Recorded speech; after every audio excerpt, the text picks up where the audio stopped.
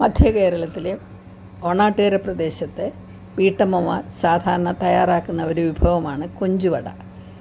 മത്സ്യകൃഷിക്ക് വളരെയധികം പ്രാധാന്യമുള്ള ഒരു സ്ഥലമാണ് ഓണാട്ടുകര പ്രദേശം. ഇത് തയ്യാറാക്കാനായിട്ട് നമുക്ക് വൃത്തിയാക്കിയ കൊഞ്ചു കൂടാതെ മുളക് പൊടി, മഞ്ഞൾപ്പൊടി, പെരുംജീരകപ്പൊടി, അതുപോലെ തന്നെ ചിരകിയ തേങ്ങ, ചുവന്നുള്ളി, വെളുത്തുള്ളി, ഇഞ്ചി ഇവയൊക്കെ വേണം.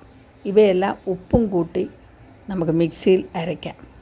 ചെറുതായി അരഞ്ഞാൽ മതി. ഇതിന് ശേഷം നമുക്ക് കൊഞ്ച് ഇട്ട് കൊടുക്കാം. കൊഞ്ചും കൂടെ ചേർത്ത് അരച്ചെടുത്ത കൂട്ട് ഒരു ചമ്മന്തി പോലെ നമുക്ക് ഉരുട്ടിയെടുക്കാം. അത് പ്ലേറ്റിൽ വെക്കുക. അതിനുശേഷം അതിൽ നിന്നും ഓരോ ഭാഗം നമുക്കൊരു പരിപ്പ് വടയുടെ രൂപത്തിൽ പരത്തിയെടുക്കാം. ഇവയെ നമുക്ക് എണ്ണയിലിട്ട് വറുത്തെടുക്കാം. ചെറിയ തോതിൽ എണ്ണ ഉപയോഗിച്ചാൽ മതി. ഒരു ഭാഗം മുരിയുമ്പോൾ നമുക്ക് തിരിച്ചിട്ട് മുരിച്ചെടുക്കാം. ഇത് വളരെ സ്വാദിഷ്ടമായ ഒരു വിഭവമാണ്. ചായക്കൊപ്പവും ഊണിനൊപ്പവും നമുക്ക് ഇത് കഴിക്കാൻ സാധിക്കും.